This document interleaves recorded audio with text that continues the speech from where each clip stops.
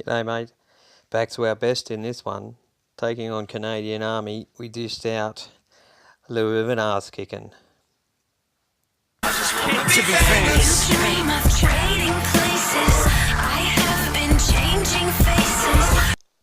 Yeah, g'day mate. So, like I was saying, a nice little win here. Got us up to 5 on the trot. Little Canadian Army, when the war was over, I went over to say hi. They didn't let me in. They must have thought I was trying to fucking be a spy or something.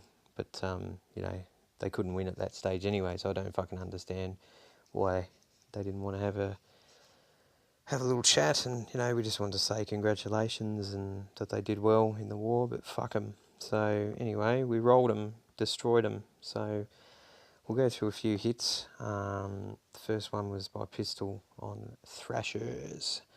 And this set up the double section. All the defence here is so far away from the main, you know, group of troops that it's really almost like taking two mini bases at the same time by Pistol here. So, as you can see, all the traps and everything around the town hall.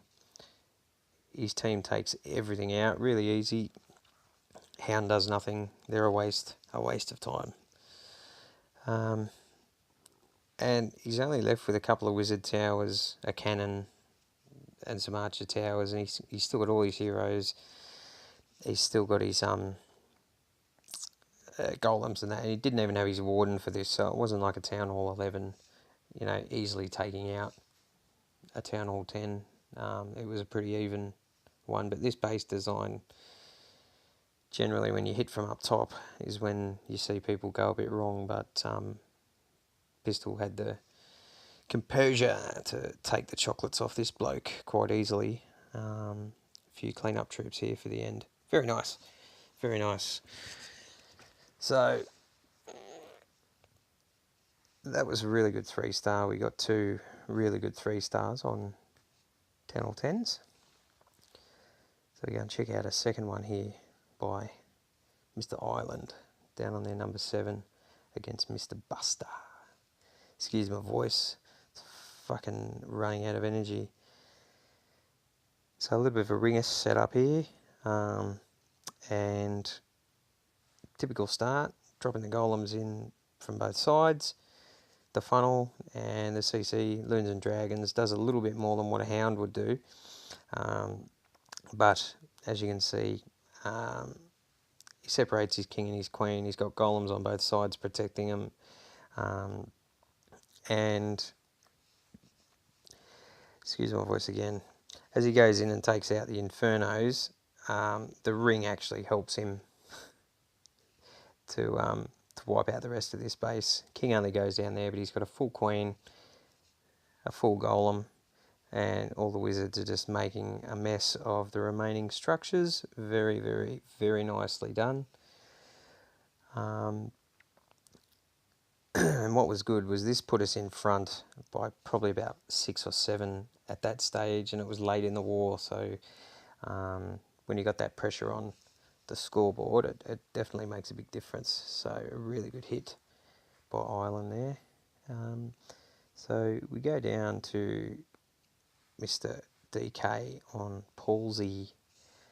This was beautiful. So bunched up base. This is always going to be for Hogs, this one, and there was nowhere we could see where he was going to have the double bombs put other than up the top there, so we figured bound to be single Hogs.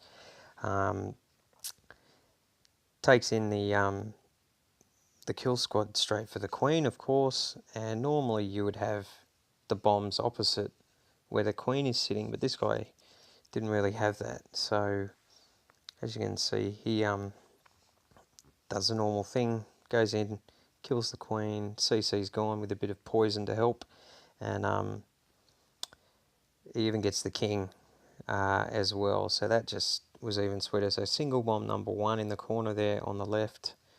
We already know that one's gone, and he does the discipline thing here, saves half of his Hogs for the east side. In they go now. There's no bombs to worry about there. Both Hogs meet up in the middle. both groups, and he's still got his heel left for the inevitable giant bomb in the top corner. There it is. Ripped to bits, and very well patient hit by DK here on Palsy. So once again, Palsy from Canadian Army. Weren't too interested in the social aspect of the game when I went over to say hello.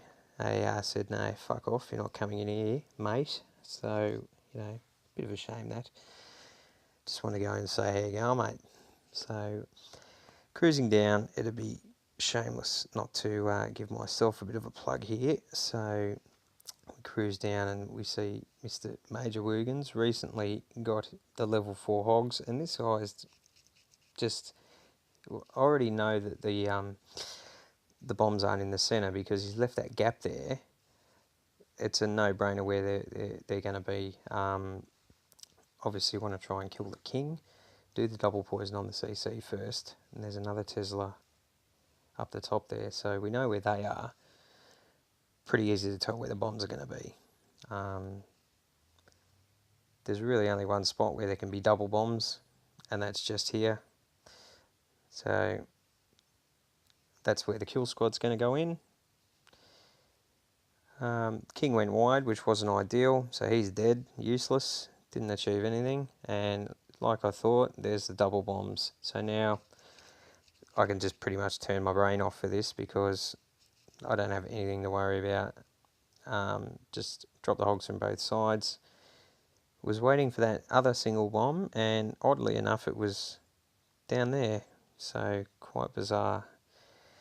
King goes down, Hogs split, lovely, well done.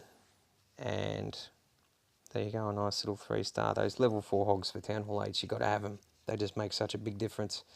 And recently upgraded the heal spell as well for them, so that's going to make even more of a difference against heavier leveled Town Hall 8s. And we'll just take out that Town Hall quickly. Well done. So, all in all, a very, very handy fucking war win there. I'm not in this one at the moment, but we just picked up a loss against Big Flame in our last war, so they did quite well. Danish guys, we weren't on our game in this one, so we went from being perfect almost to off by quite a bit, but that happens. That's just the nature of the game, isn't it? There's always a clan that gets a better roll of the dice than you do. So anyway, thank you very much for tuning in to another Silver Miners War recap, and we will talk to you again next time. See you later.